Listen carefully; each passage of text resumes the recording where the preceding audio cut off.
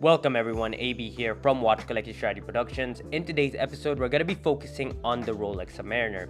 Now I'm going to be telling you guys what it's been like wearing this Rolex Submariner for the past year, and of course I'm going to be giving you guys full specifications and a full review of this watch. So guys, without further ado, let's take a closer look at the 114060 Rolex Submariner.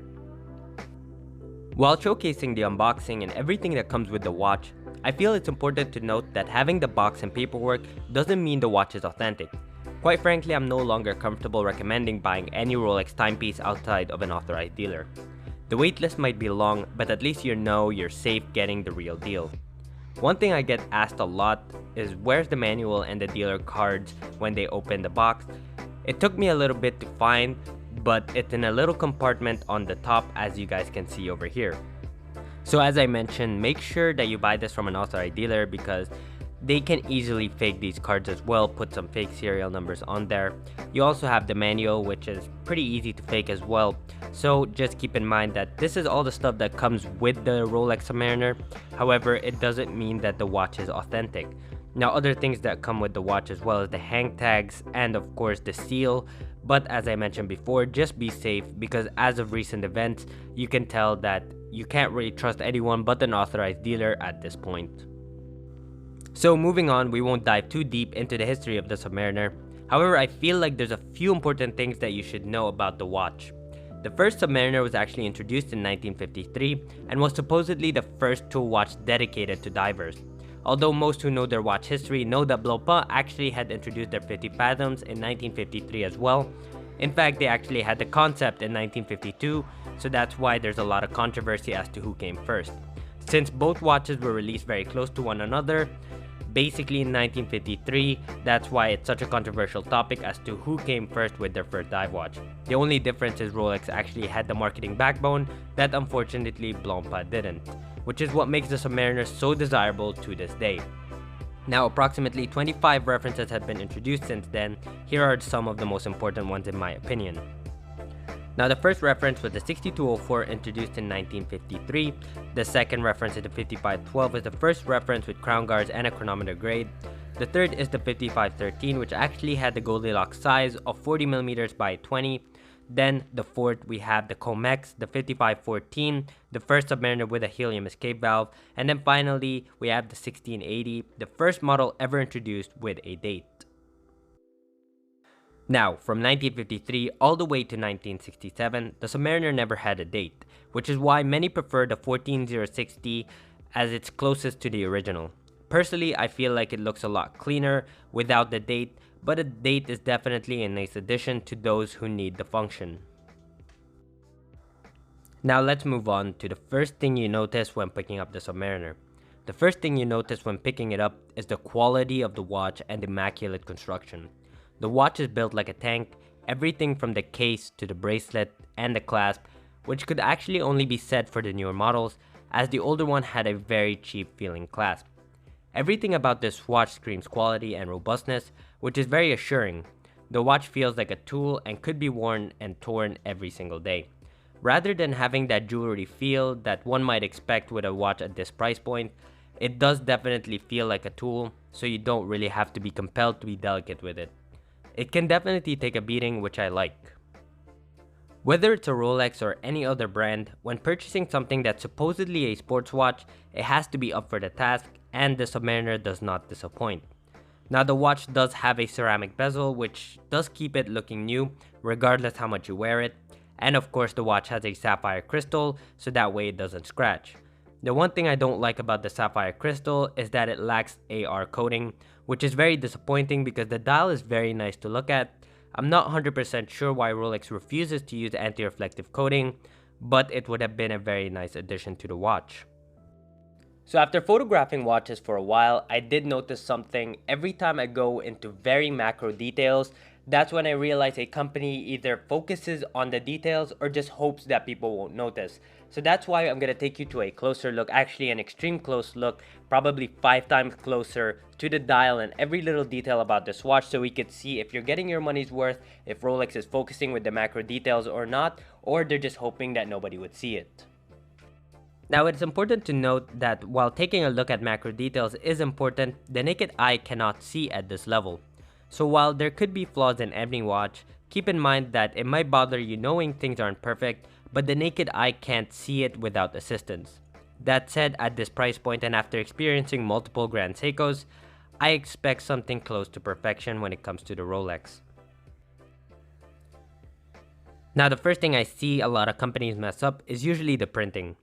Now the printing on the dial is extremely crisp. Even at a macro level, you guys can see everything is stamped perfectly, which is kind of expected, especially with a watch that is not hand painted.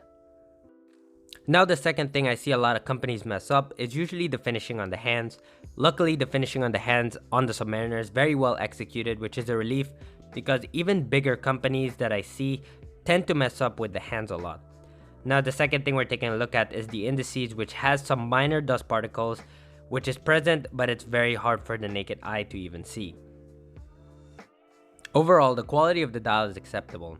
Although I did find some dust particles, some foreign material on the indices, overall the printing and everything about the dial is very acceptable, especially at the price point, even though I wish they focused a little bit more on the quality.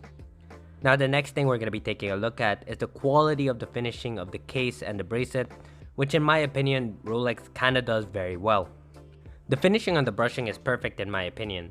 Extremely sharp lines which makes any scratches very apparent, as you guys can see. The 904L steel is very easy to scratch, which is something I actually dislike about it.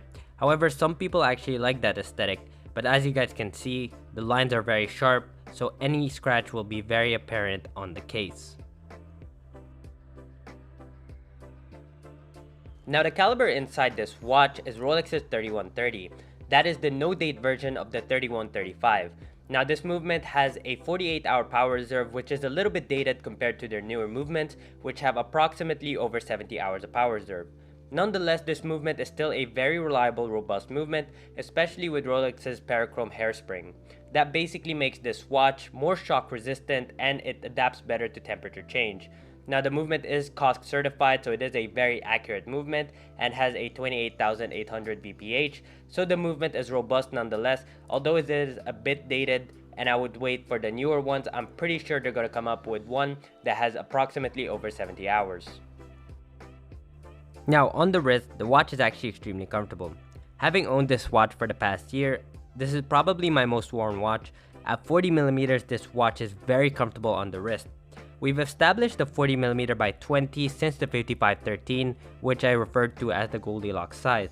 However, as you can see, the watch actually looks a lot boxier than any other model. It definitely photographs a lot bigger than it is, so if you have the chance to try it out, I would recommend doing so because the watch definitely wears smaller than it actually looks on the wrist.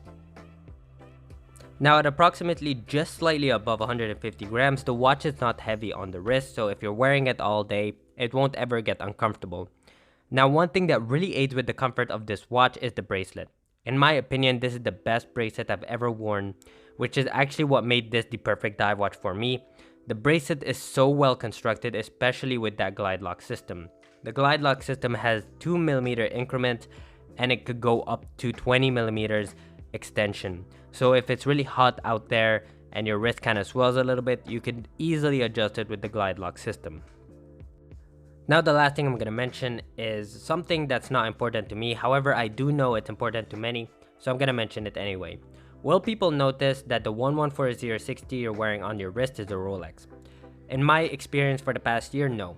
Most people associate Rolex with the Cyclops, and it's actually very subtle on the wrist despite the ceramic bezel being slightly shiny. In most cases actually I find it to be kind of matte, which I really like, especially the fact that I don't like most people knowing that I have a Rolex on my wrist.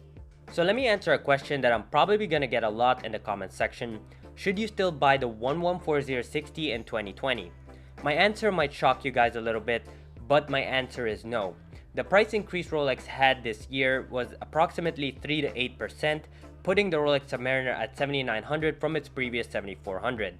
Now my answer being no has nothing to do with the price, because if you buy the watch for 7900 from an authorized dealer, assuming you're able to get it after the waiting list, you'll probably get your money back, if not more. But my answer doesn't really have to do with the price increase. My answer has to do with the fact that I'm pretty sure either this year, next year, maybe even the year after, they're gonna come out with a Submariner with the updated caliber, which will have approximately over 70 hours of power reserve. If 48 hours is enough for you and you like the beefy case, then I would stick with the older models, the 114060 or any other model. Having owned this watch for about a year now, I can confidently say this could be your only watch. To most enthusiasts, that might sound a little bit crazy, especially that this is a dive watch. It's like saying the Porsche 911 could be your only car, or the Leica M could be your only camera. It's a very expensive tool, and with that, you're right. However, the Submariner has something special that most watches lack. The watch is simply an icon and a classic. Since 1953, the design had a few updates, but still remains somewhat unchanged. The watch holds its value better than any other brand, and it's just the simple fact that the watch looks good dressed up and down. Rolex is the only brand that could buy you a ticket back home should you ever be in that position. In my humble opinion, if you only wanted one watch for the rest of your life, I feel like you cannot go wrong with the Rolex 114060 no date Submariner. Guys, thank you so much for watching. Hopefully you enjoyed this episode. Please subscribe for more episodes. This is the first episode of Watch Collecting Strategy 2.0. Let me know what you guys think. Would you buy the Submariner? What are your alternatives? I would love to hear from you in the comment section below, and I'll see you in the next one.